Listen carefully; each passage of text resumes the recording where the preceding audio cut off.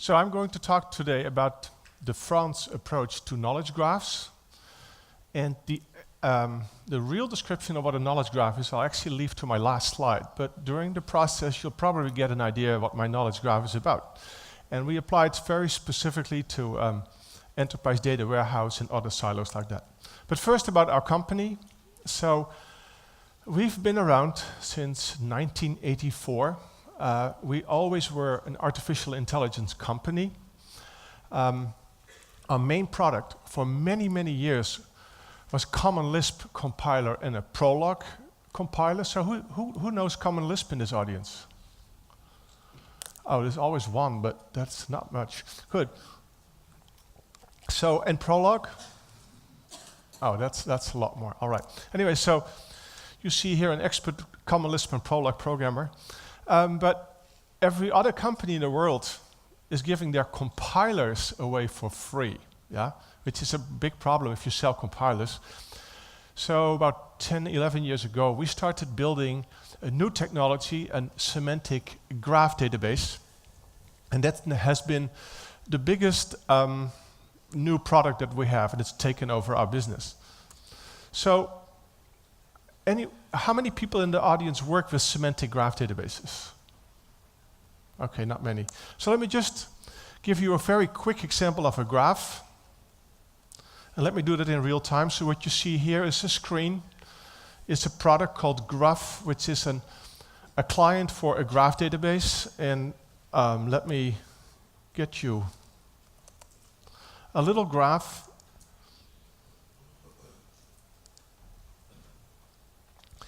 Yeah, what you see here is a graph that displays that at some point there was a meeting, actually yesterday, you see my mouse, between Aasman and Tony Lee, yeah, from 5 o'clock to 6 o'clock. Jans works for Franz and Tony works for SaltLux.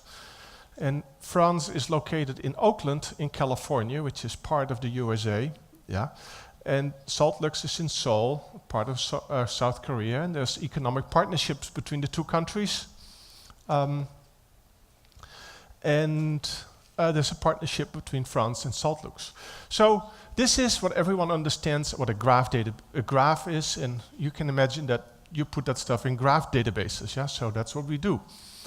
Now, what makes it a semantic graph database? A semantic graph database means that every node and every link between your nodes is not just a symbol, but it's actually a URI, yeah? So that if people in multiple places make their own databases in the form of these semantic graphs, yeah, as long as they make sure they use the same word for the same thing, they automatically can all connect the data sets together. So semantic graph databases are all about semantic integration. Now let me just give you an example. So let's click on Tony Lee. Yeah, Tony, I probably have your birth date wrong. Yeah, you're probably younger than this, but I kind of thought this would be good. So here you see the triples that make up a semantic graph. Here's the one node, Tony Lee, with the birth date here, or he lives in this particular place. Now I said everything is URIs. I can hit a button here, yeah, and you see that actually all these nodes are URIs. Does that make sense? Yeah. So this is how the data, but only a few people in the world like to look at URIs, so we show everything by labels and in a shorter way. Yeah, so this is the graph. And doing queries over graph databases is many, many times easier than doing queries over SQL databases. Yeah, so for example, I can select a subgraph here. Let me do this here.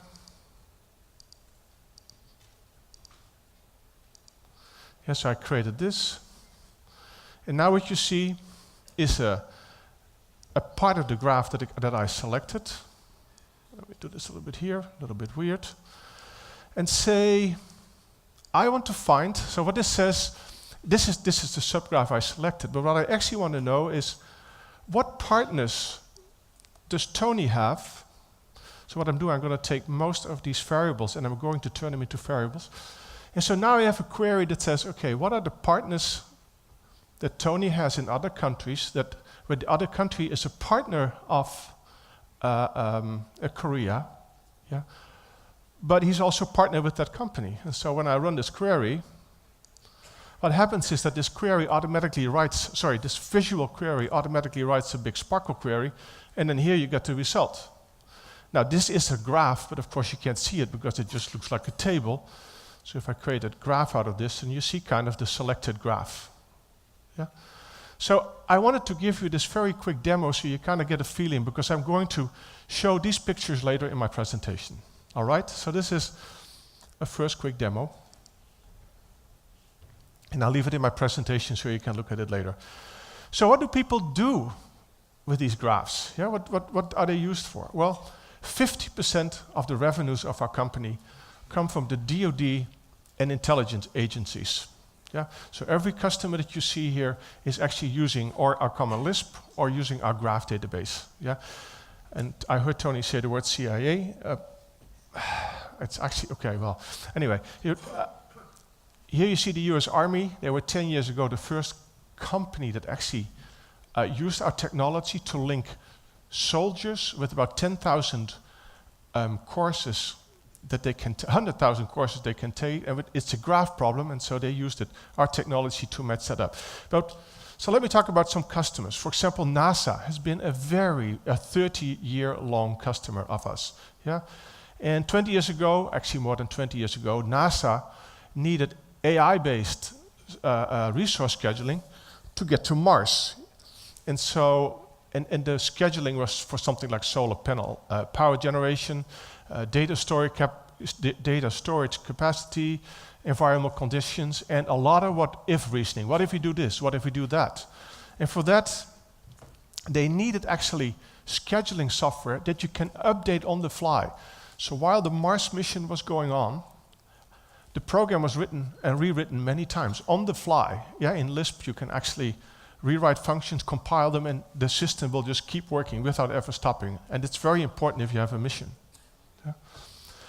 Now it's 20 years later, and the same people that wrote the software 20 years ago are still working that's the scheduling software, except it's 2-3 generations later, and they now use it for the Spitzer Space Telescope, yeah, that is circling around the world. And they used that technology to be the first technology to actually make photos of the first exoplanets that are about as big as the Earth. Yeah? They're 40 million light years from us, but they created with a technology that we support. And this is interesting, but what I really like, yeah, do you guys recognize these pictures? I have a calendar at home with this. Yeah? These are pictures of various parts of the universe, yeah, taken with the Spitzer telescope, and they're beautiful psychedelic pictures. Now, if you want to read more about it, just Google for Spitzer and the Surpass story. Here's the two authors that created that software, and they were very kind to write about how they used our technology to actually make it possible to have a complicated scheduler like that.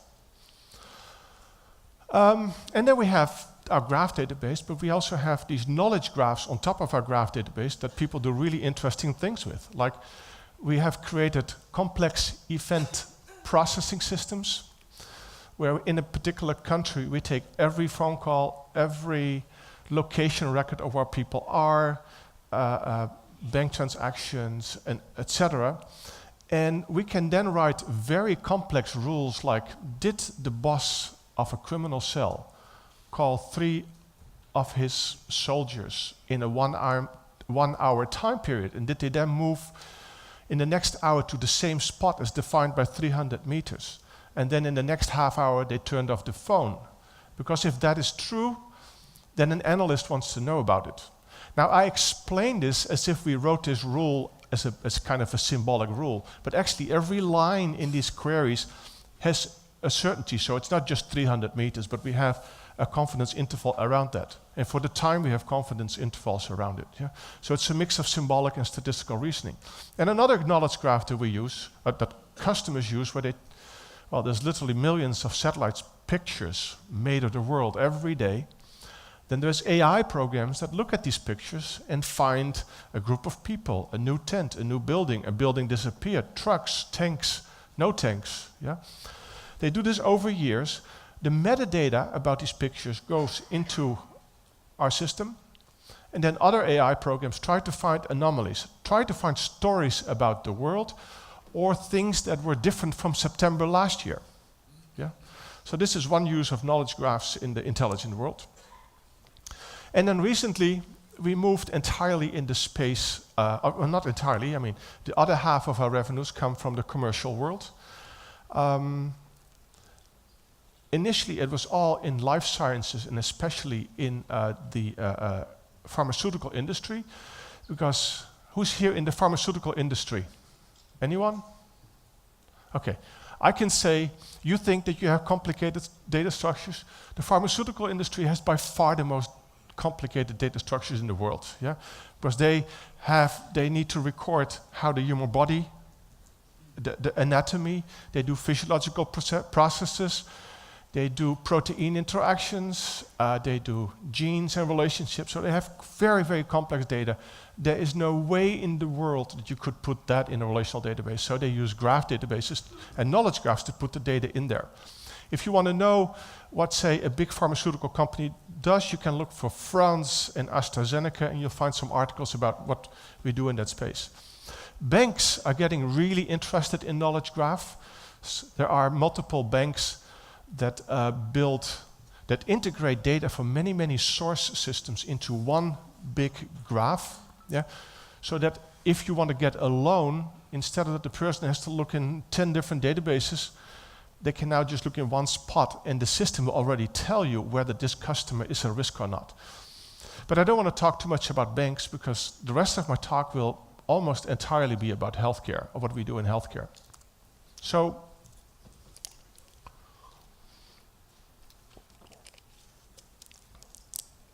for the last 3 years, our company has been working with a company in the Bronx in New York. A hospital in the Bronx called Montefiore. And together we created what we call a knowledge graph in healthcare. And in the United States, there's about 280 companies that do artificial intelligence and healthcare. Yeah? But Intel looked at what we were doing together, and we were chosen as one of the few that they now actively support. Yeah? So this is done with the hospital, with us, and with Intel. I'll just set, so what we have in our platform is, it says 2.7 million, but we already now have 3 million patients, 10 years of data in our database. And what do we do when we build this healthcare? This is, I'm going to say 3 times in this talk that I have a very, very important slide. This is the first time. This is an incredibly important slide. Because this tells about what we intend to do with our project. Yeah? So what you see here is all these blocks. Yeah?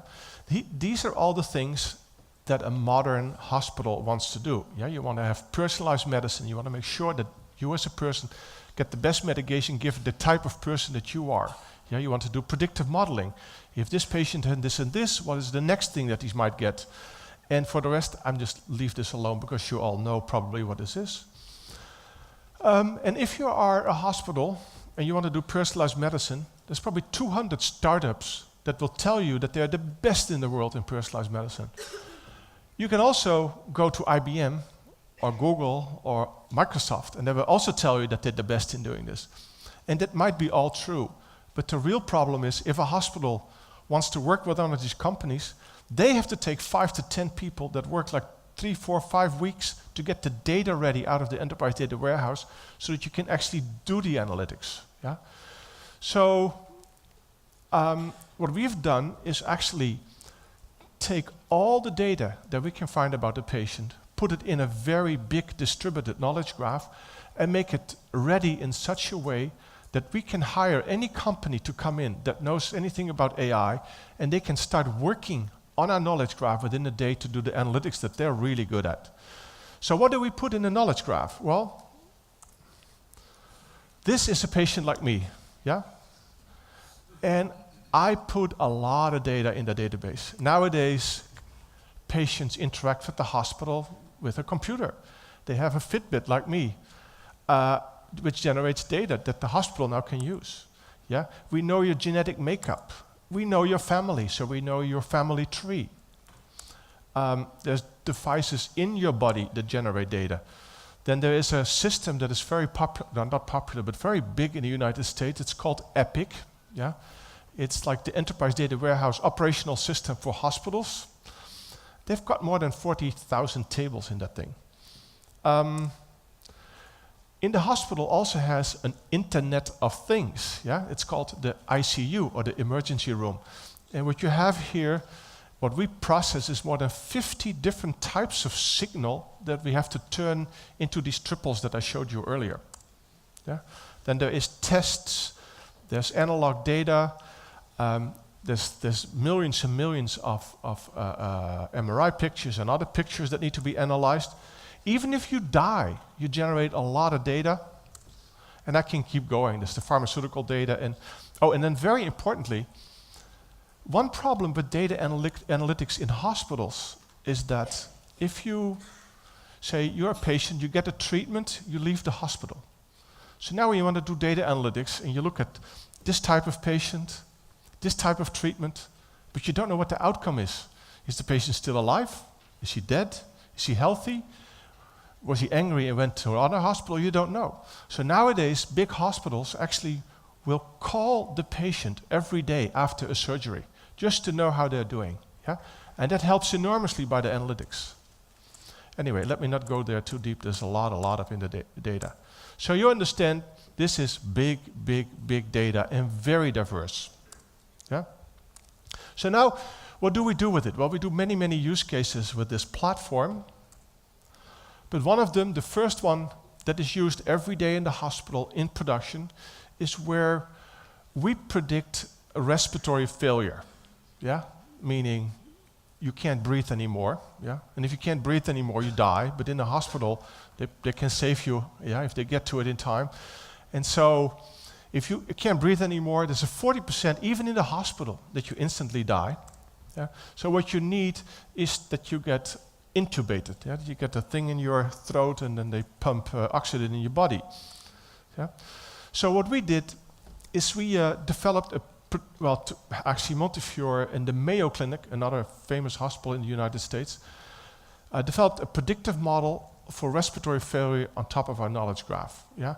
So what we have is a random forest model that detects failure up to 48 hours before the event of death or respiratory failure happens, and it's many, many times faster and better than doctors and nurses. Now we use, in this case, a random forest model, which is pretty good, and the advantage of a random forest model is that you still can kind of explain the variables, yeah, that you need for the prediction. We also use deep learning, we use Keras, and to do models that are even better, but except now you can't explain anymore what actually is going on in your model. And here's a picture why it's so incredibly hard for a doctor to kind of predict if someone is going to get into respiratory failure. And that is, our model looks at 46 complex variables. Here you see only 16 of them. And what you see here is, this is on a test set of patients, where every little dot is one patient. And for example, this is heart rate. And here you see the heart rates of various people in the hospital. And here you see the mortality rate, the chance that you're going to die, yeah, based on a particular variable. Now, a doctor is very busy. He can look only at 4 or 5 at the same time. Our model can look at 46, so it does a much better job. Here's some statistics, yeah, for our test set. For people that don't get anything, we hardly have any false positives. But if you're going to die or get respiratory failure, up to 80, if we're 48 hours before the time, we already kind of get to the 50% level of predicting. So now, this is in the operational hospital system. This is a screen that the nurse looks at all day, and if the output of the model goes up over a particular number, then there will be a screen that says, you better intubate your patient. And the doctor can give many reasons why he not wants to do it. He can say, oh, well, it's not my patient, I think I know better than the patient, many other reasons, but now it's a part of the hospital system. Yeah? So this is a system that now saves lives. Okay, so that is a use case that I'm going to use now to explain what we do with our knowledge graph. Yeah? And I'm going to talk about AI and knowledge graph, especially when it pertains to the enterprise data warehouse. You can use knowledge graphs everywhere, but we tend to focus more on enterprises. Yeah?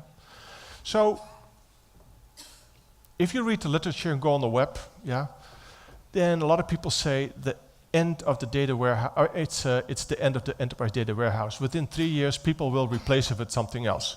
I don't think that is necessarily true. I think just like relational databases will be here for the next 50 years, yeah, and Oracle will be rich for the next 50 years, enterprise data warehouses will be there for a long time, but there's just a lot of problems with enterprise warehouses. And one of them is, it's impossible to do advanced reporting, deep complex queries, advanced analytics and machine learning direct on the enterprise data warehouse. No one does that. People build data marts, yeah, that take 12 months to 1.5 years to build. Yeah, so it's really hard to do the analytics directly on the enterprise data warehouse. And I'm going to talk about the 5 reasons why that's the case. Yeah? And then I'm going to talk about the solution that I call an event-based knowledge graph, yeah, where artificial intelligence is built in all the way. And one of the things I always have to tell is, we as a company did not actually invent it. We did it together with a lot of customers. Yeah, so we have customers. We had customers in telecom, we had in healthcare, but also in finance and smart cities. That all kind of came to this idea of having an event-based knowledge graph. Yeah, except so now we as a company are starting to promote it. So what is the first big problem with an enterprise data warehouse? Yeah, the first one is the data is just everywhere. Yeah. I was 6 days ago in Washington giving a talk at the data science conference, and I asked someone in the audience that worked in the bank, I said, so one customer, yeah, in theoretically, how many tables can that customer be? And the guy said, 500,000. And I said, oh, come on. Everyone said, come on. He said, no, that's true. 50 business units. Every business unit has about 100 applications. Every application has its own database with probably 100 tables. He said, so that's 500,000. He said, okay, I'm exaggerating. Let's make it 100,000. Yeah, but that's still an incredible number. So now if I say, give me for this person every bit of information you have in your entire system, yeah, you never could do it.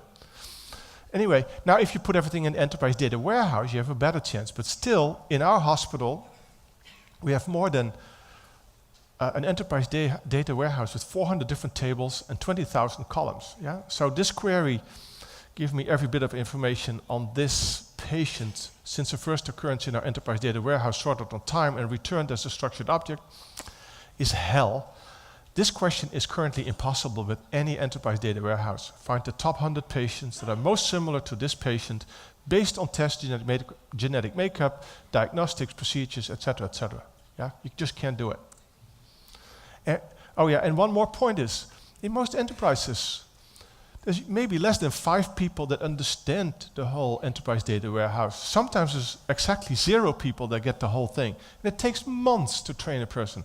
Wouldn't it be amazing if you could train a person in less than an hour to understand how your data and knowledge is organized? Yeah? So that you can write a query in less than a minute.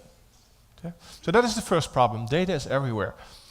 The second problem is, vocabularies and taxonomies are not built into the enterprise data warehouse. So currently I cannot say, find all patients that have some form of lung cancer and use a medication that contains some form of opiate. Yeah? Because an enterprise data warehouse doesn't have the vocabulary or taxonomy system for lung cancer, how is it going to find it? You have to write a SQL query for every type of lung cancer that you have. Yeah? And there are many types of lung cancer that only have the word lung in it or the word cancer in it. And the same thing for the medications. Third problem is that no one builds knowledge bases into an enterprise data warehouse. Yeah? I mean, if I want to do the query, find all the people that have some form of asthma and some form of dermatitis, which is a skin condition, yeah, that received drugs for both and developed new symptoms after they started using these drugs, where these symptoms were not known drug interaction side effects. How can you do this query? Only if you know what side effects are. So in order to do this query, you also need to build in, say, a drug interaction database. Yeah, so you can actually find for a combination, for every pair of drugs, what the known interactions are. And then you have to find the unknown ones. So this is another big problem. The other one is machine learning is not integrated into an enterprise data warehouse. Yeah? Can you ask the enterprise data warehouse, give all the diagnostics for this patient? And what do we, given all the diagnostics for this patient, what do we expect to be the next disease for this person? Why can't we? Because when we do our machine learning or advanced statistics, we don't put the results back on the patient, yeah, so that in the next query we can use that information. We just don't do it. And finally, there's a lot of graphs in your enterprise data warehouse. Yeah, I mean, I want to ask, say in a telecom database, which person in this network of telephone users has the highest social network centrality based on phone calls, SMS, emails, and other social apps? Well, or in healthcare, given patient X, find the 100 most similar patients. Yeah, those are network things. You need graph analytics on an enterprise data warehouse. So the question is, can you have a solution that keeps your enterprise data warehouse as the truth, yeah, but fixes all these problems? And of course, I wouldn't be here if the answer was yes. Yeah? So there is a problem. It's our knowledge graph solution that we develop with our customers. And this is my second very important question, slide. That's why I inverted the colors. So the most important thing that we did, if you want to remember one thing from this talk today, what we did is,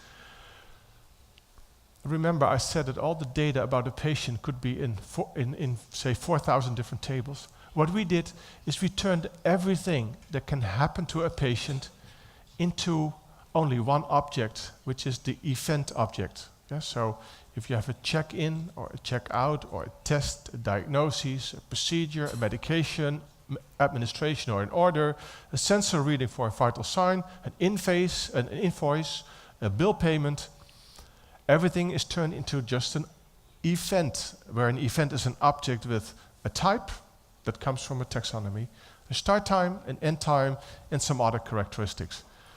Just to give you an idea, in the enterprise data warehouse that we use, there's 800 different column names for time. 800, yeah? Which is just crazy if to write a really complex SQL query.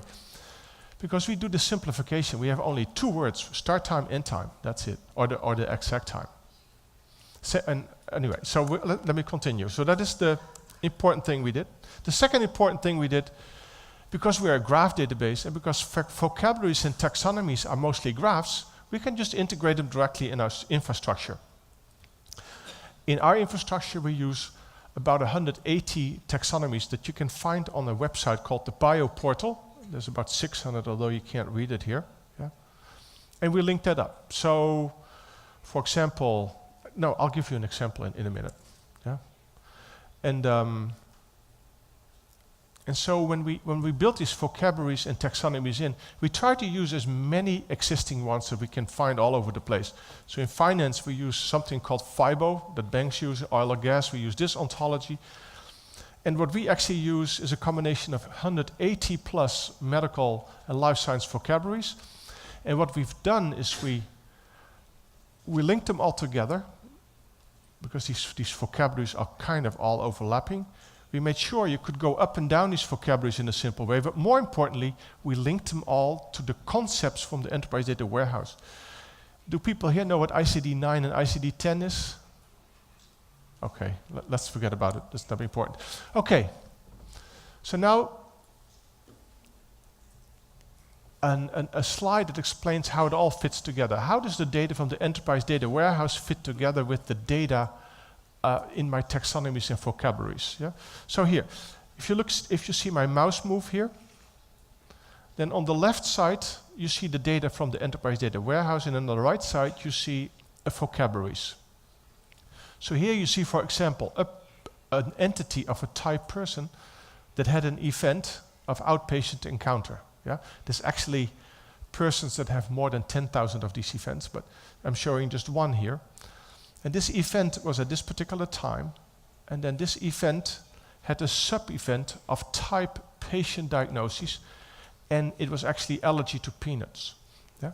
Then the allergy to peanuts, this is what a billing code, this is what the hospital sends in the bills to the hospital, but this is mapped to an object that then maps to the vocabulary systems. So this is actually a term in the vocabulary, and here we see that allergy to peanuts is an allergy to legumes, think of allergy to vegetables, is a subclass of food allergies, which is a subclass of allergy to substance, etc., etc. Yeah?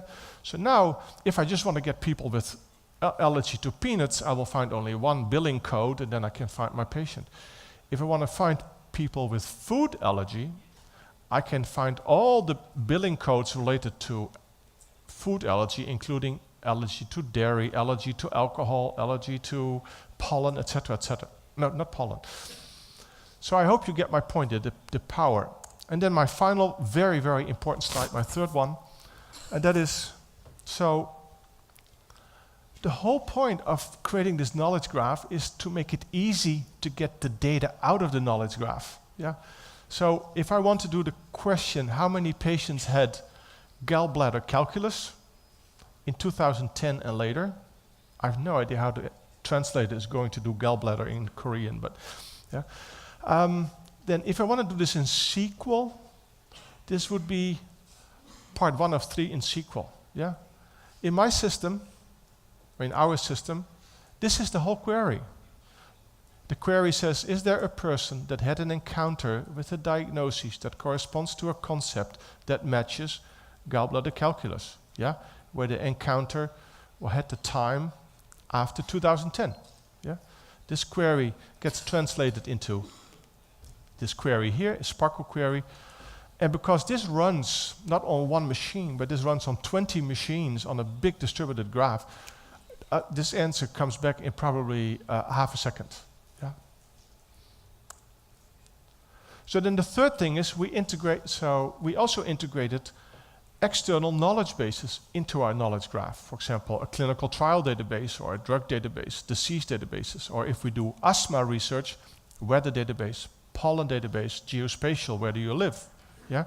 And where do I get that from?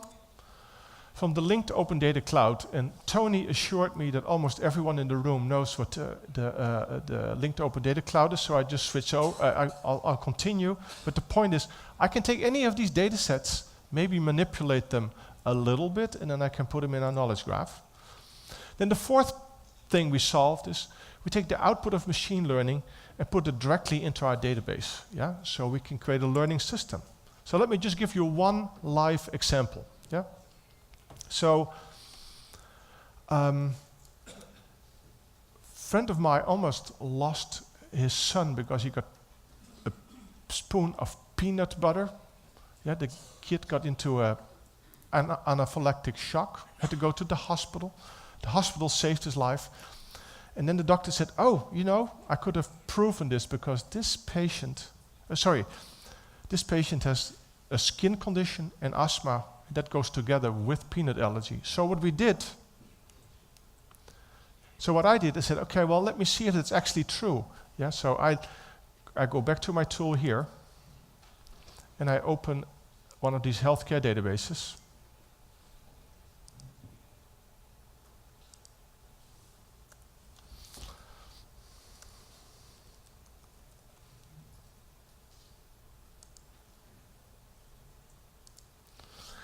Yeah, so I went to my cluster, I got all the diagnostics out of the database, I computed the co-occurrence between every 2 diagnostics, and I computed the correlation between every diagnostic. So now I know for every disease, the most likely other disease that is connected to it. Yeah? So now I could look at, say, allergy to peanuts, and I can run a query,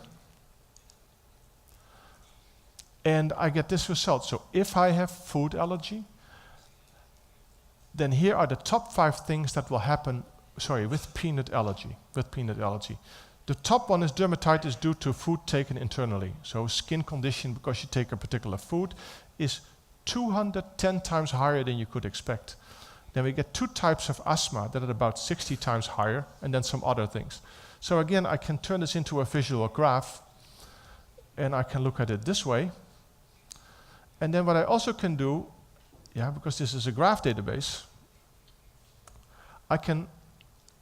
so what we found here is that allergy to peanuts is related to these things here. But what I can also do is I can find if these things are themselves related. So for every pair here, I actually can look if there's another statistical relationships between them. So I let the database do the work. Oh, so I have to go back. Shift P from 2.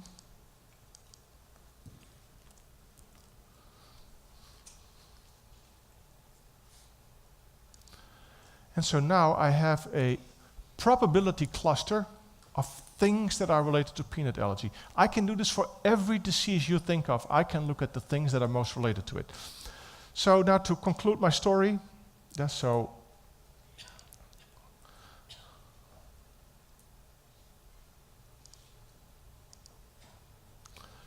is that we have many types of analytics that we can do. For example, in America, if you buy onions and potatoes, you're probably also going to buy a hamburger. Well, in healthcare, the same technology can be used in healthcare. And if I have this disease and this disease, I might get this disease, and if I have this disease and this disease, then I might get this. So now I also have like a big correlation network between multiple diseases and the next disease in my framework. If you want to play with this, I know there's data scientists here. You probably recognize this is RStudio. You can work directly in RStudio and work with the cluster. If you're a Python person, you can do it with Anaconda. If you're a Spark person, then real soon you can actually do Spark Analytics, Spark Machine Learning, Spark Deep Learning, and do it directly on the output of SPARQL queries. We're very proud to say this. Then, of course, the other problem with enterprise data warehouse was a graph problem, but we don't have a graph problem because it is a graph. And so basically, we fixed the problem of the enterprise data warehouse. Data is no more sprawled all over the place. Taxonomies built in, domain knowledge built in, and machine learning built in. To say it in a positive way, this is the future. I think that the future of the smart enterprise is knowledge graphs. That is so clear for me, where we have deeply simplified schemas centered around entities without losing information, vocabularies and taxonomies built in, knowledge bases built in, artificial intelligence built in from the ground up. We have both what Tony talked about, symbolic reasoning, with inferencing prologue rules. We have statistical information built very close to the knowledge graph, and of course graph analytics all over the place. And the best thing, we can do this on unlimited data. We literally can do it over hundreds of billions of triples on a cluster. And that's the end. If you want to build your own, contact us or contact Tony. Thank you, Tony. I got 1 minute and 30 seconds left, but okay. Thank you. All right, thank you.